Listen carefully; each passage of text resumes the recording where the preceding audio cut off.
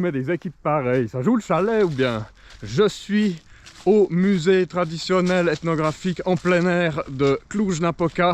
C'est pas le jeu Medieval Dynasty, c'est Medieval Dynasty.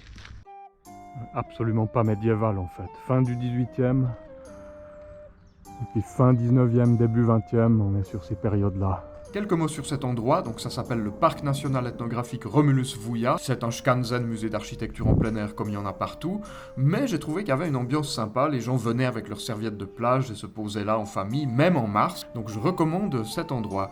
Prix d'entrée 2,20 €. Je croyais que c'était médiéval, mais non, début du 20e siècle, et donc là on a une pile d'artisans. Maison d'un Potter, alors James Potter ou Harry Potter peut-être, région de Bihor, 18e siècle. Alors ce qu'on a ici, c'est une maison bleue, hein, adossée à la colline, donc je sais pas qui c'est qui vivait là-dedans, mais peut-être le forestier. Puis là on a un bunker. Ah non, en fait c'est écrit dessus, c'est le bureau du musée. Un puits, alors un puits apparemment couvert, hein, de la région de Harad, 20e siècle, ce qu'on peut voir dedans. Là on a quelque chose de très typique, une ferme entière du pays Sikul, Seikei en hongrois, avec son portail typique. Là on est sur quelque chose qui date de 1678, qui a été donc reconstruit à partir d'un modèle du comté de Harghita. Si vous voulez visiter cette région magarophone de Harghita, c'est pas du tout près de Cluj, c'est près de Brașov, Brașov en hongrois. Donc la ville principale s'appelle Miercurea Ciuc en roumain ou Csíkszereda en hongrois.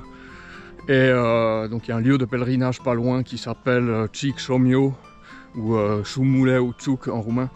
Et il y a vraiment beaucoup de monde qui va, c'est sur une voie, genre la voie de Saint-Jacques-de-Compostelle, mais à l'est quoi.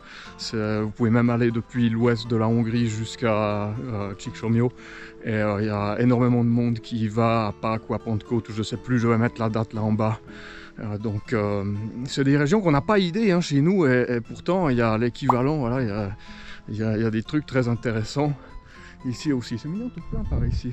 C'est une ferme des montagnes au sud-ouest de Cluj, avec les greniers, hein, les raccards probablement pour le frometon et le grain, 1779. Là elle est marrante, elle fait presque peur. C'est une ferme de la région de Bran, hein, le château de Dracula, Bran.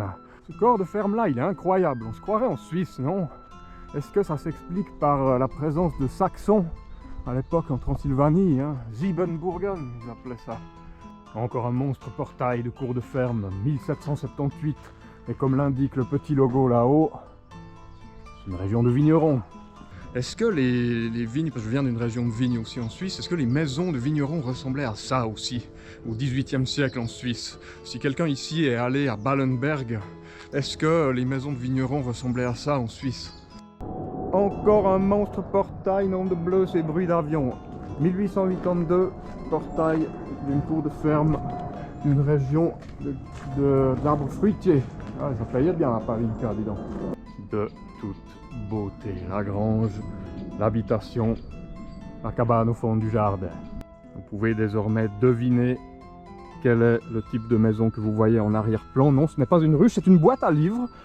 Voilà, 2025, hein, n'est-ce pas? Et donc vous pouvez lire des livres comme Cleo și Marele Albastru ou Kyrie Lex ou Lucia Chave, Révélation. The Swiss man gonna Swiss. On va remettre ça droit.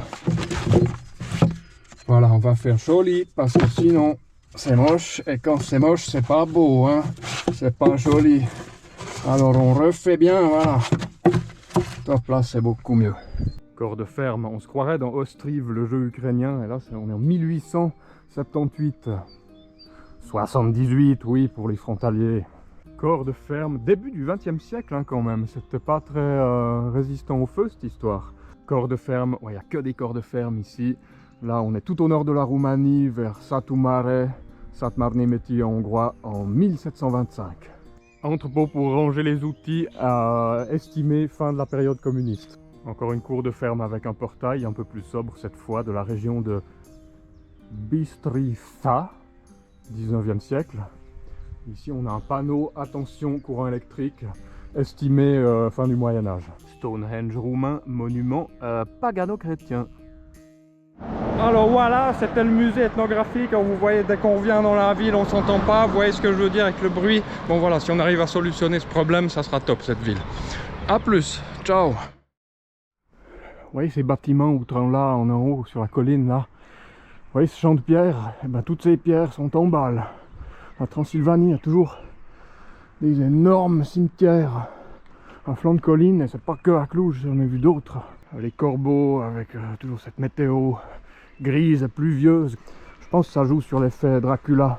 Peut-être que quand Bram Stoker est venu faire du stalking en Transylvanie, peut-être que cette manière de mettre les cimetières sur des énormes pans de montagne, avec toujours cette météo grise et pluvieuse comme tous les jours dans ce pays, peut-être que ça lui a donné l'inspiration de faire Dracula.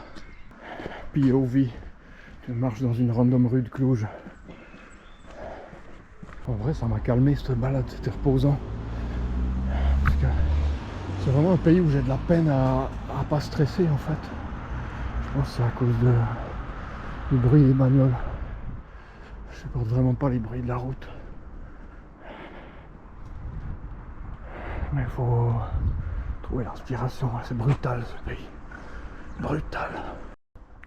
Il faut arriver à trouver le mood qu'il y a dans la musique russe de Doomer. Vous savez, si vous cherchez les playlists Russian Doomer Music, c'est pas la zen attitude de l'Helvétie des Alpes. Il faut aller au cimetière pour trouver le repos, le calme de l'esprit.